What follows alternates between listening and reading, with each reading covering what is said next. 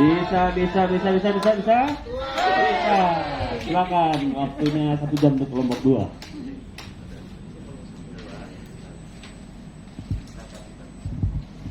Hai. Selamat siang. Semangatnya pagi. Apakah semangat pagi? Apakah Bapak Ibu masih termasuk hari ini masih semangat? Baik, kalau masih selamat, saya coba semangatnya suaranya agak keras. Kalau saya bilang tim 2, Bapak bilang semangat the best. 3 kali, nggak boleh lebih. Tapi nanti dibalik, kalau saya bilang semangat the best, Bapak balik tim 2.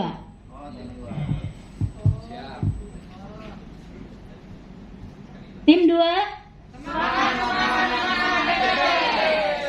Suaranya kurang kencang, apa karena saya kurang kencang juga ya? Berarti kurang semangat. 3 kali the best. Semangatnya harus 3 kali dong, kan semangat. Tim 2. The best. Semangat. Artinya balance. Saya dan Bapak dan Ibu dihadirin sini semangat semuanya. Assalamualaikum warahmatullahi wabarakatuh. Kita ucapkan puji syukur kepada Allah Subhanahu wa taala atas nikmat sehat sehingga kita dapat bersilaturahmi dan hadir di sini. Masih banyak orang di luar sana yang tidak bisa seperti kita.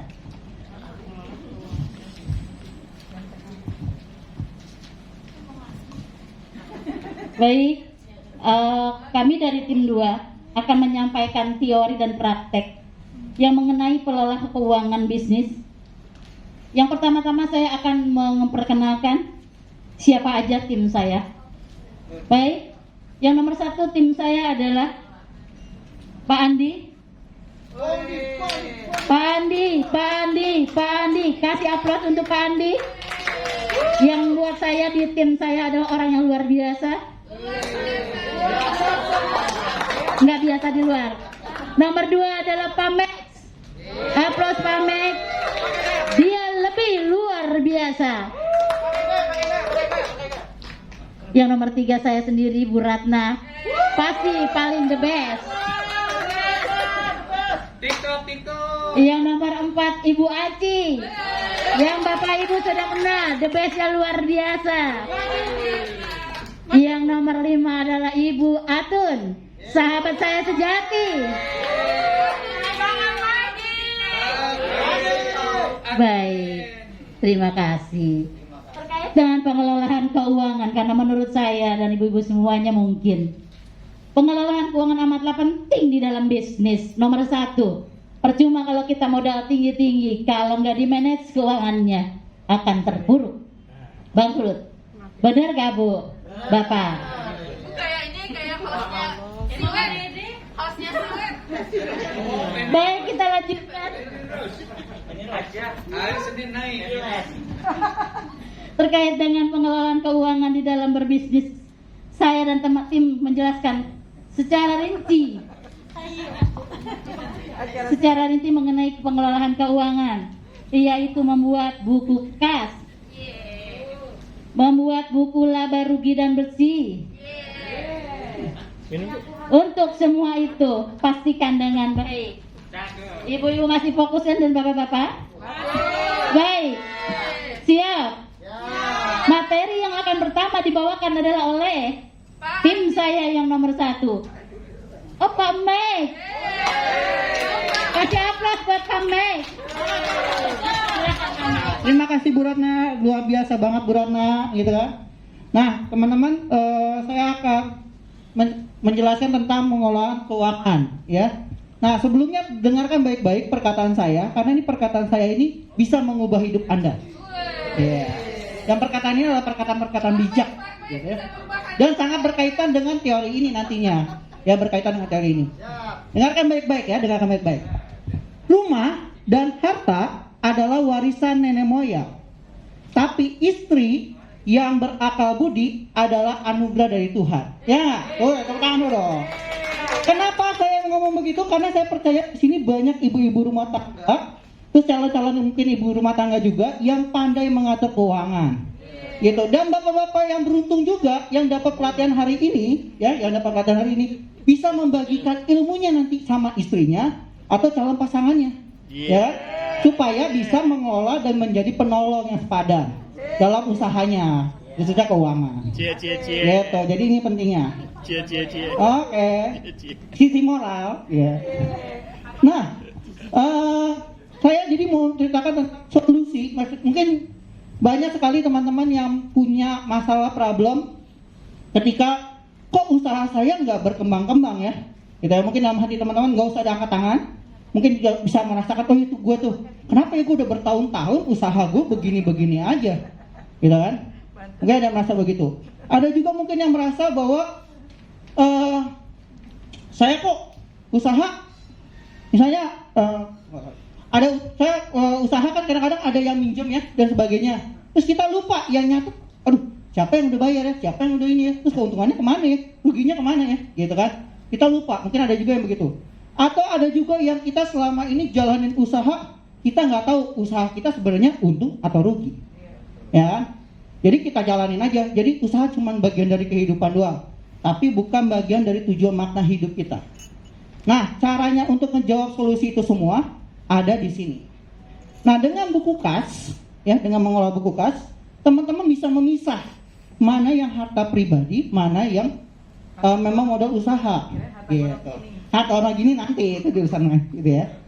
Nah, tapi bisa juga Bu, supaya nggak menjadi masalah kalau mulai dicatat dari sekarang. Banyak sekarang kalau udah pernikahan terus jadi masalah kan, karena tidak punya pencatatan yang baik. Nah, jadi bisa dikelola dengan ini. Jadi teman-teman bisa kelola dengan buku kas tadi, memisah harta pribadi dan harta usaha. Dan modal pribadi mana dan sebagainya tidak diambil-ambil jadinya. Jadi usahanya bisa berkembang. Mungkin tadi teman-teman kan yang bilang usahanya nggak berkembang-kembang ya, karena modal pengembangannya teman-teman pakai, gitu. Nah, supaya makanya nggak modal dipakai, makanya ada buku kas, gitu. Nah, yang poin yang kedua adalah tadi kan saya juga tanyakan teman-teman bingung, ini orang udah bayar atau belum ya? Kadang-kadang kan ada yang ke warung atau ke usaha kita ya, dia nggak bayar, gitu kan. Nah, oleh sebab itu apa kira-kira solusinya? Pakai buku piutang. Nah, nanti piutangnya apa itu bukunya nanti dijelasin berikutnya. Jadi buku pencatatan supaya kita tahu juga keuntungan kita tuh udah sampai mana, terus siapa aja yang uangnya dan cash flow-nya gimana nanti dijelaskan. Nah, yang terakhir tentang tadi kita supaya tahu posisi kita, usaha kita udah sampai mana. Itu ya itu tadi ya, untuk kedepannya ya cash flow-nya kita tahu. Namanya itu buku laba, gitu.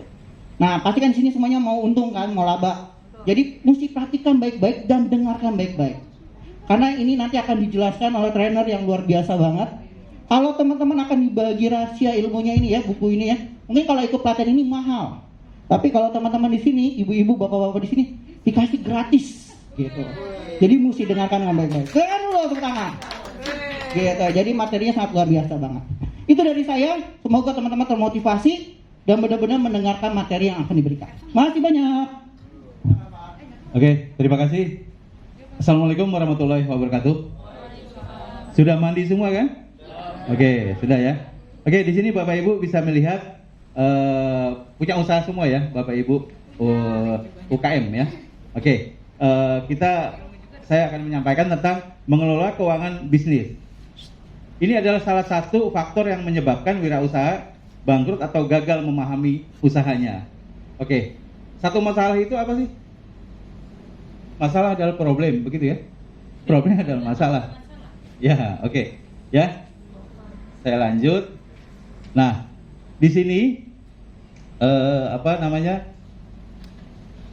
Bapak Ibu sejauh ini kalau mengelola usaha itu gimana?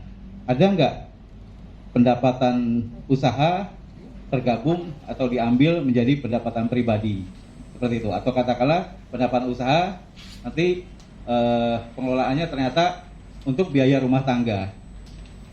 Gimana? Ada yang begitu nggak? Ada.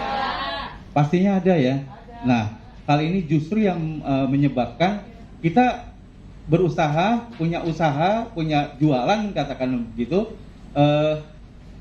nggak tahu nih hitungannya seperti apa. Bagaimana cara menghitungnya? Terus berapa sih per bulan kita punya omset, punya keuntungan seperti itu. Nyari untung di rumahnya. Oke. Jadi Bapak Ibu yang punya usaha, kita bisa pisahkan itu usaha pribadi sama usaha maksud saya untuk kepentingan pribadi atau keluarga dengan untuk pendapatan usahanya. Nah, ini terlihat tidak di sini? Pengeluaran pribadi. Nggak kelihatan ya? Maju aja, Bu. Oke. Di sini ada pengeluaran pribadi. Contoh, beli kuota dan pulsa rutin. Yaitu untuk pribadi. Tapi ada pengeluaran untuk bisnis, kita beli bahan baku, ya, dan juga bayar iuran komplek misalkan, atau iuran keamanan seperti itu. Itu pribadi. Tapi ada juga beli peralatan usaha. Ya sebenarnya untuk keamanan juga bisa dikatakan bisa bagian daripada usaha gitu. Ya tapi kalau memang usahanya tidak di dalam lingkungan situ atau memang berada di lingkungan situ, bisa jadi itu jadi pengeluaran pribadi atau pengeluaran usaha. Nah, oke, kita lanjut. Nah ini saya saya singkat saja ya. Jadi untuk tadi sudah disampaikan di awal bahwa kita harus punya buku kas untuk usaha kita, memisahkan antara pengeluaran pribadi dan pengeluaran usaha atau katakanlah pendapatan usaha. Nah di sini tinggal nanti kita buatkan buku kas. Itu salah satu untuk mengevaluasi setiap pengeluaran yang terjadi dalam bisnis ya, dalam usaha kita. Dan juga untuk melihat perkembangan penjualan usaha kita. Oke, saya lanjut. Nanti kita praktek. Nah, ini. Coba kita praktek. Di sini ada tentang studi kasus untuk usaha keripik pisang. Di sini ada yang jualan kuliner enggak? Ada. Apa, Bu? Kue cucur. Kue ya, kue makanan basah atau katakanlah untuk sehari-hari cemilan begitu ya, cemilan 10, oke ya. Nah, ini kita buat buku kas sederhana. Di sini ada poin 1. Kita bikin nih kurang lebih seperti ini Bapak Ibu. Sederhana sekali. Ini sebenarnya sederhana. Kita tidak secara manual kita buat di satu buku kalau dibilang ada buku folio gitu ya atau buku yang biasa juga bisa. Ini kita buat nomor, tanggal, dan transaksi. Tapi itu harus rutin. Kalau tidak rutin, ya itu akan tidak terdata. Nanti kita kehilangan. Oh kemarin uang 2.500 untuk apa ya? Nah ternyata untuk beli cilok gitu kan. Nah itu buat pribadi. Nah sekarang kita bikin tanggal 1 Juli contoh. Untuk modal awal usaha 1 Juli. Ibu Irma menyetor uang tunai sebesar 1.500.000. Itu modal ya untuk kita memulai. 1.500.000, 1,5. Tanggal 2 membayar sewa tempat. Bapak Ibu, usahanya itu di mana? Di rumah kah? Rumah sendiri? Atau ada kios punya orang lain? Nah, sewa tempat, misalkan ya. Kalau di rumah nggak perlu nih ada begini. Nah, tapi ada yang melakukan juga karena itu bagian daripada kalau dibilang kita punya ada satu tempat usaha itu bisa buat. Saya melakukan itu ada di tempat kursus ya. Jadi itu rumah saya tapi saya buatkan buat pemasukan karena itu buat kalau dibilang dana taktisnya ya.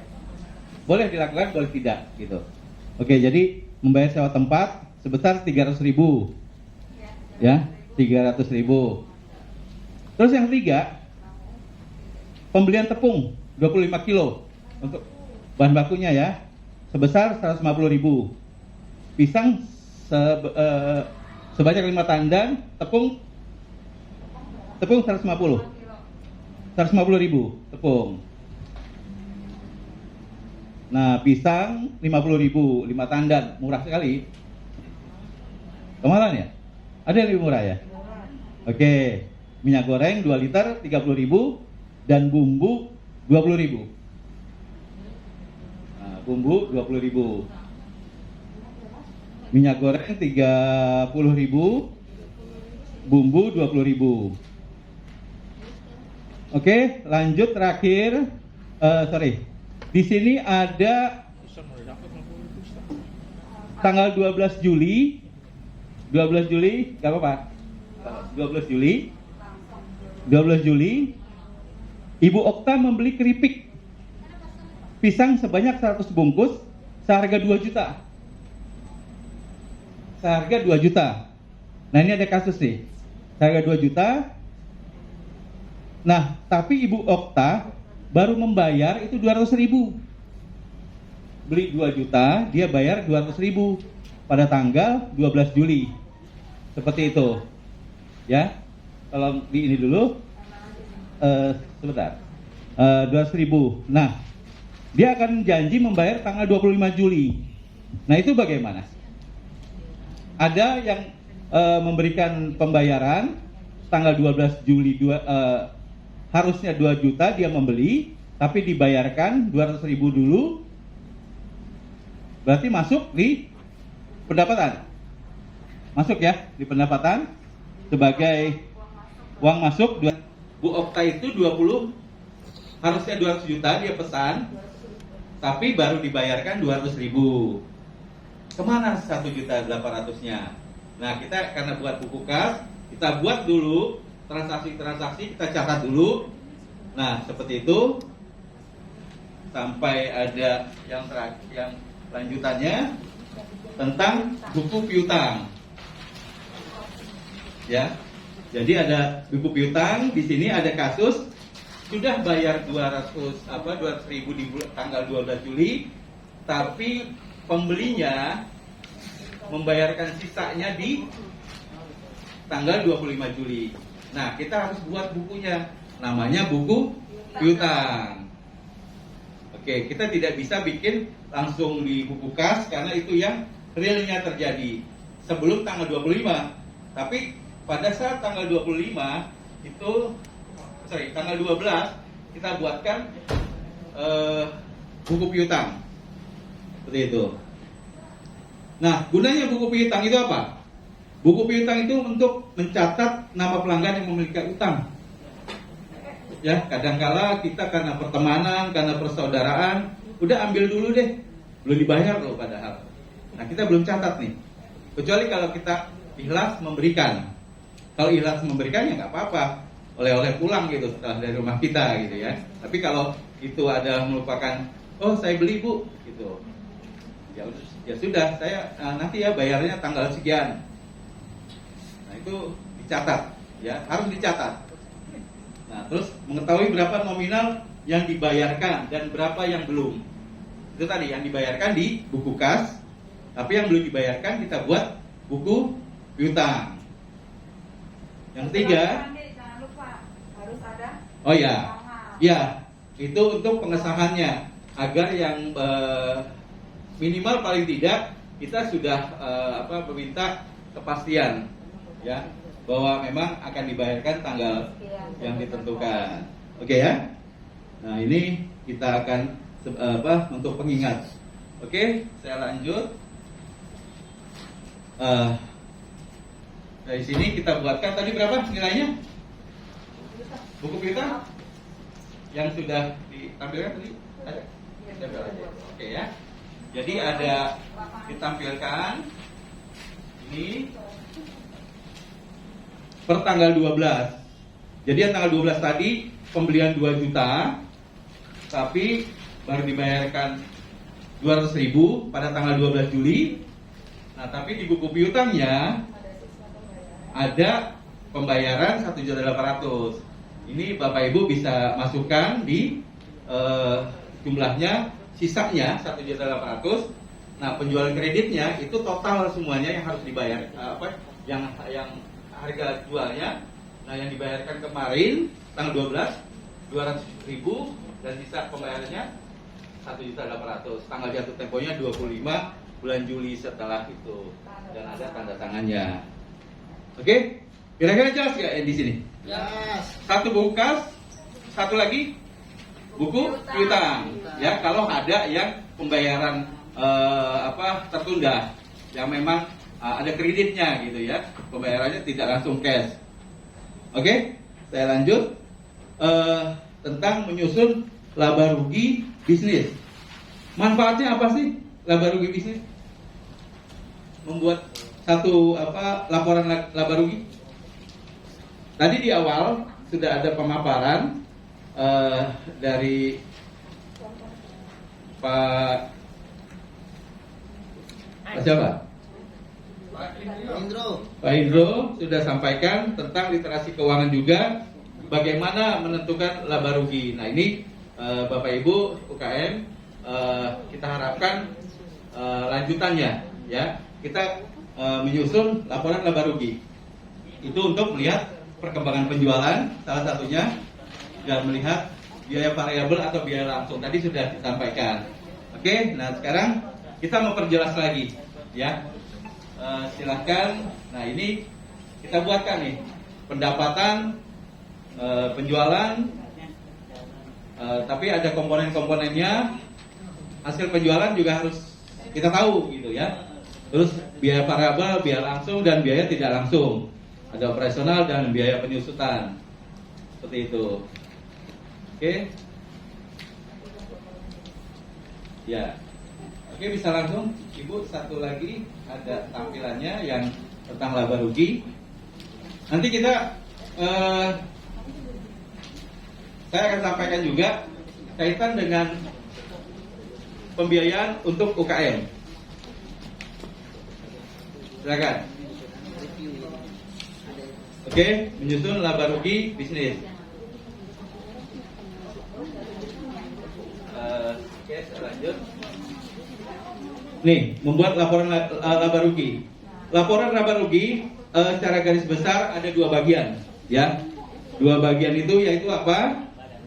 Yaitu laba kotor atau gross profit, dan yang kedua laba bersih, net profit. Jadi keuntungan besar, keuntungan bersihnya, seperti itu. Bisa tampilkan? Kurang lebihnya. Nah, ini kita buatkan satu rumus tentang laporan laba rugi. Ada penjualan di sini, terus ada pendapatan lainnya dimasukkan menjadi total pendapatan. Nah ini pendapatan lainnya ini masuk apa? Nah ini nanti bisa dituliskan biaya bahan langsung, biaya tenaga kerja itu masuk, termasuk gaji pemilik itu masuk. Seperti itu ya, dimasukkan. Juga nanti ada total biayanya, total biaya langsung atau variabel, terus laba kotor, dan nanti dikurangi menjadi dengan total biaya tidak langsung, nanti menjadi net profit atau laba bersih, seperti itu. Oke, kita lanjut. Di sini yang terakhir pembiayaan bagi UMKM. Pembiayaan bagi UMKM itu dibagi 3 asal usulnya, maksudnya dari mana saja sih? Nah, satu dari modal sendiri. Jadi kalau Bapak Ibu, kalau belum usahanya lancar atau belum usahanya baik atau dengan cash flow-nya bagus atau arus kasnya bagus, itu jangan saya sarankan jangan meminjam. Ya, tapi dari modal sendiri. Seperti itu. Kalau meminjam, kita nggak pernah tahu nih usaha kita baru berapa bulan belum lancar, belum menghasilkan. Untuk apa? Untuk pembiayaan, untuk pengembalian pinjaman tersebut. Itu satu, upayakan dari modal sendiri. Kedua, dari pinjaman. Nah ini dari pinjaman pastinya punya jatuh temponya, terus berapa lama. Nah besarnya kita harus hitung tuh. Jangan minjam besar sudah diberikan, ternyata kita nggak tahu nih. Saya sampai bingung seperti itu. Ini mau usaha apa ya? Karena kita belum punya rencana usaha. Jadi kita tentukan dulu rencana usaha kita apa. Nah nanti tinggal biaya-biayanya disiapkan. Nah seperti itu. kalau dibilang sih struktur biaya ya itu harus dibuatkan. Itu dari pinjaman. Yang ketiga dari dana hibah. Nah, dari dana hibah ini kita ada tanggung jawabnya tetap. Dana hibah itu dana yang diberikan cuma-cuma. Contoh misalkan dari CSR ya, Corporate Social Responsibility, itu dari perusahaan-perusahaan swasta. Ada dana hibah juga, tapi harus ada laporannya, progresnya. Harus ada laporan yang sifatnya, oh saya berikan dana ini ada manfaatnya, ya. Terus dari dana PKBL, ya, bina lingkungan, program kemitraan bina lingkungan itu biasa dari pemerintah BUMN. Nah, tapi sekarang Bapak Ibu ada yang dapat dana PKH nggak? Enggak. Atau memberikan dana PKH? Mengelola? Pernah nggak? Menyampaikan pernah. Menyampaikan kan? Iya. Nah, penggunaannya kelihatan nggak coba? PKH enggak. Kenapa? Berhubungannya Itu realita. Ya. Pada saat saya menyaksikan sendiri di lingkungan, pada saat diberikan berapa nilainya? tergantung kalau PKH, tergantung banyaknya anak sekolah. Ya. Terus ada diberikan bantuan. Kalau dulu BLT ya. Nah, BLT ada nggak pengaruhnya juga?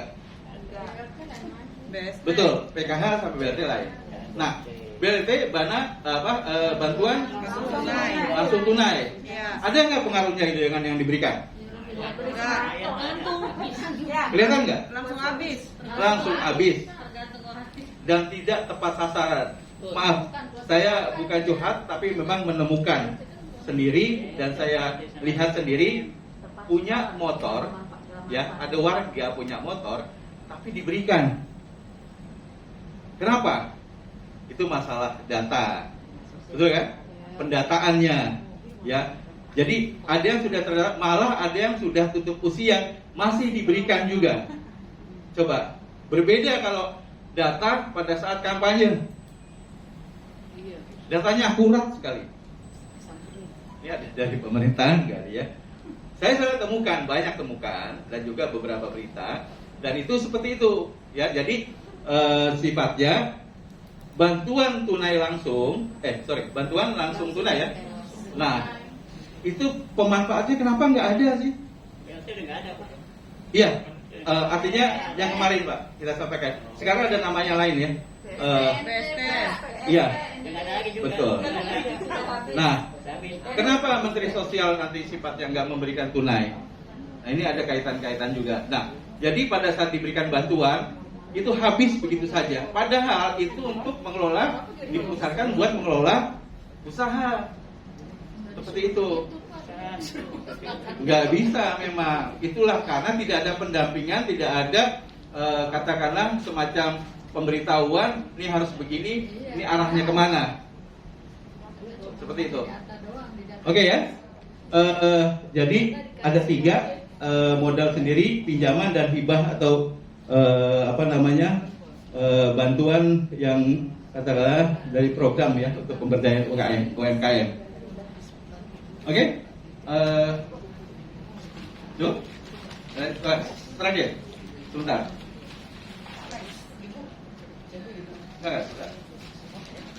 Di sini ya, jadi ada kelebihan dan kekurangan sumber pembiayaan. Nah ini kalau nggak kelihatan ya, jadi ada pinjaman bank, pinjaman koperasi. Nah Bapak Ibu kalau memang mau mengelola mau masuk di dalam entitas usaha atau bisnis itu masuk di koperasi ya. Jadi itu lebih menarik karena sifatnya anggota itu bisa untuk pengelolaan usahanya lebih terarah dan nanti ada pendidikan tentang usaha juga kalau di koperasi. Betul ya, mungkin di sini ada penggiat koperasi bisa dilakukan seperti itu. Oke, itu saja. Silakan. Ya, terima kasih Pak Andi yang sudah sharing mengenai mengelola keuangan bisnis ya. Oke, saya akan mereview saja apa yang tadi disampaikan oleh Pak Andi. Ya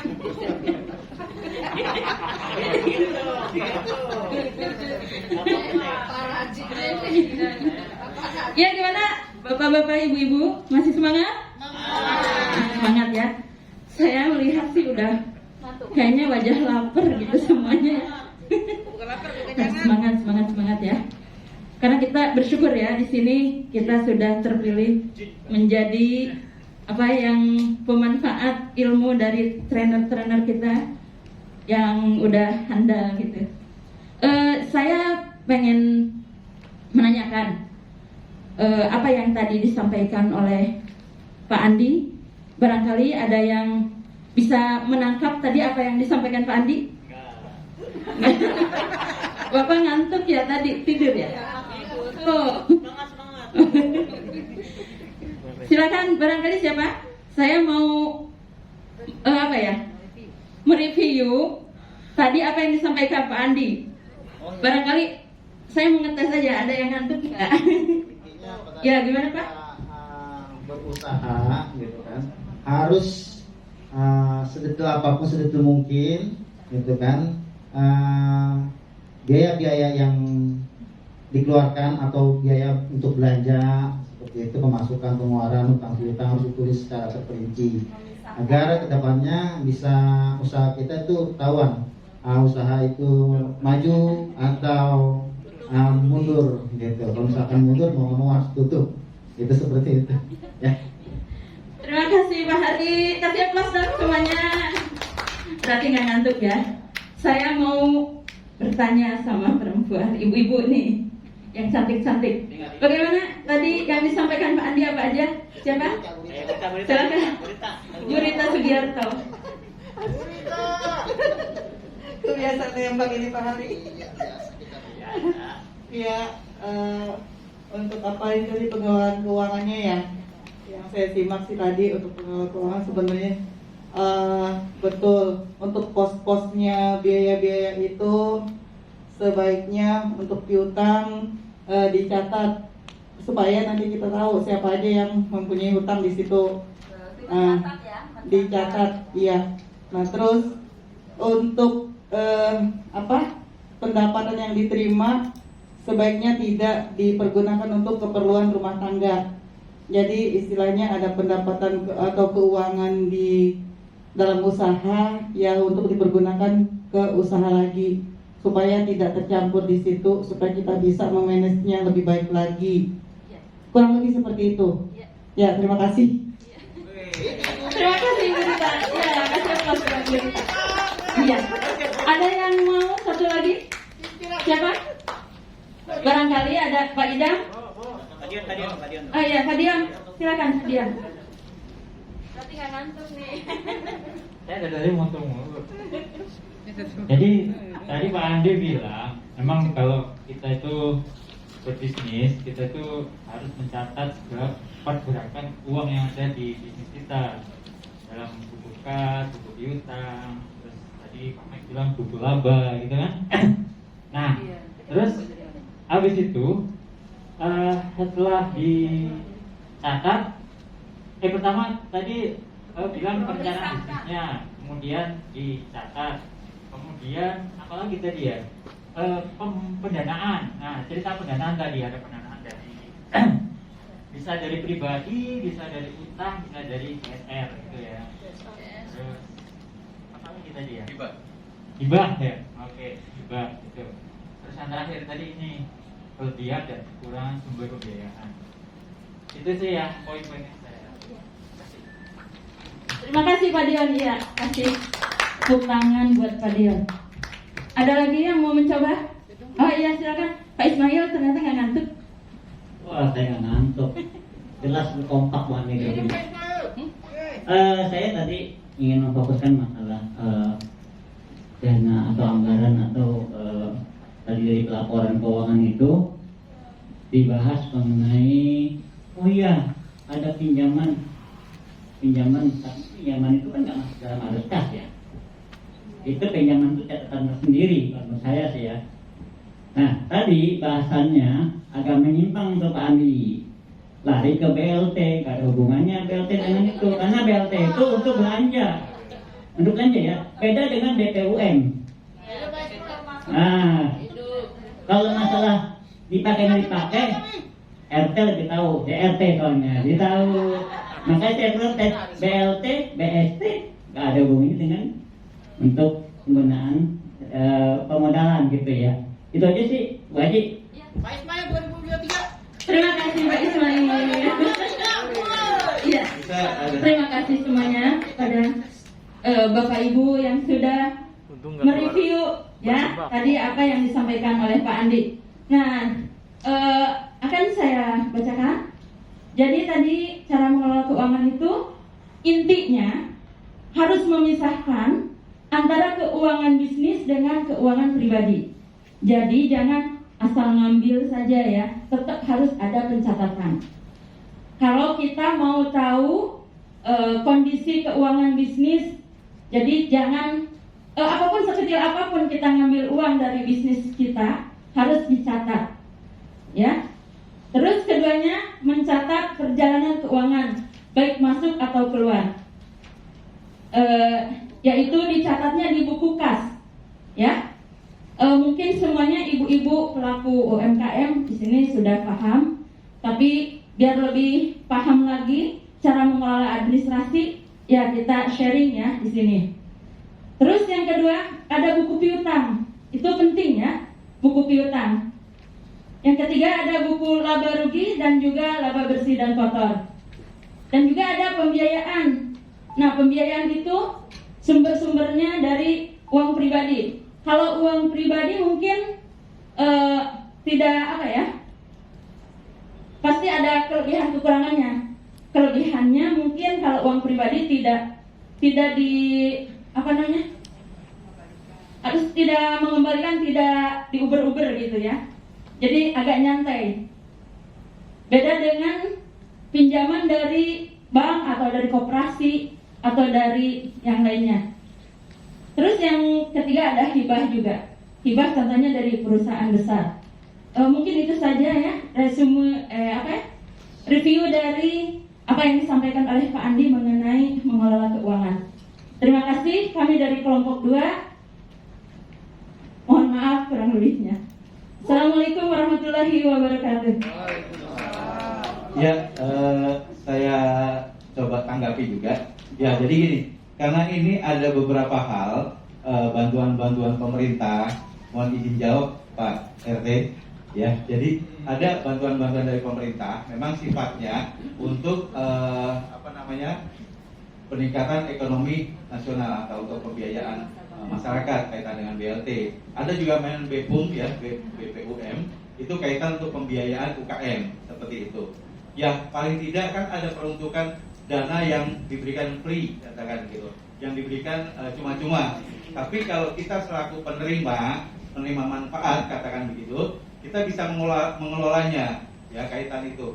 Sebenarnya saya sih melihat ke arah sana, artinya kita sebagai masyarakat di UKM yang kita punya usaha, sekecil apapun ada bantuan pemerintah, kita bisa upayakan dulu untuk peningkatan usaha kita, seperti itu.